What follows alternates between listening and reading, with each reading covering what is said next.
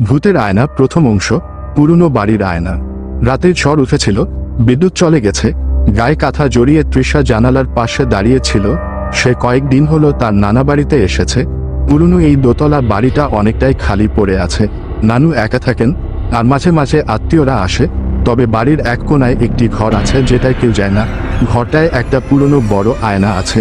তৃষাকে বারবার নিষেধ করা হয়েছে ওই ঘরে না যেতে, কিন্তু কৌতূহল তাকে টেনে নিয়ে যায় সেই ঘরের সামনে। দ্বিতীয় অংশ।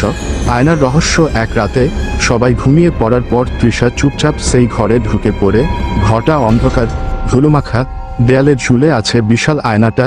তৃষা ধীরে ধীরে তার সামনে দাঁড়ায়। হঠাৎ আয়নায় সে নিজের প্রতিচ্ছবি দেখতে পায় না, বরং দেখতে পায় এক অচেনা মেয়েকে।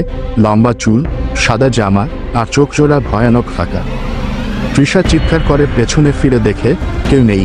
আবার আয়নার দিকে তাকায়, নিজেকে দেখতে পায়। সেভাবে হয়তো চোখের ভুল ছিল। তৃতীয় অংশ। অতীতের কান্না। পরদিন সকালে সে নানুকে জিজ্ঞেস করে, এই আয়নাটা এত অদ্ভুত কেন? নানু একটু চুপ থেকে বলেন, এই আয়নায় এক সময় আমার ছোট বোন তমা আত্মহত্যা করেছিল। আয়নায় নিজেকে দেখে সে নাকি বলতো কেউ তাকে ডাকে, তার প্রতিচ্ছবিতে কেউ লুকিয়ে থাকে। তৃষার গায়ে কাঁটা দিয়ে ওঠে। চতুর্থ অংশ। আটকে পড়া আত্মা। রাতের বেলা আয়নায় আবার তাকিয়ে তৃষা এবার দেখে সেই অচেনা মেয়েটি কাঁদছে। তারপর হঠাৎ সে বলে ওঠে, আমাকে মুক্তি দাও। আমি তমা না, আমি সেই মেয়েটি যে এই আয়নায় আটকে আছি বহু বছর ধরে। আমাকে কেউ বদলে দিয়েছে। তৃষা অবাক হয়ে যায়, তুমি তমা নও, তাহলে কে?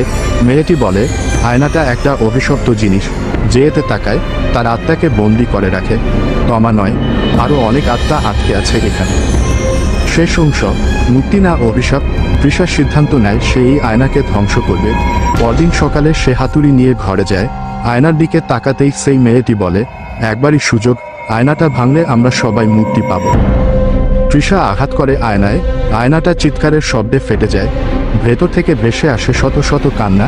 আর তারপর এক মুহূর্তে সব নিঃশব্দ। তৃষা অজ্ঞান হয়ে পড়ে যায়। চোখ খুলে দেখে সে বিছানায় শুয়ে আছে, নানু পাশে বসে। ঘরের আয়নাটা গায়েব। নানু মৃদু হেসে বলেন, তুমি যা করেছ তাতে অনেক আত্মা মুক্তি পেয়েছে, কিন্তু এক আত্মা এখন তোমার ছায়ার ভেতর বাস করে।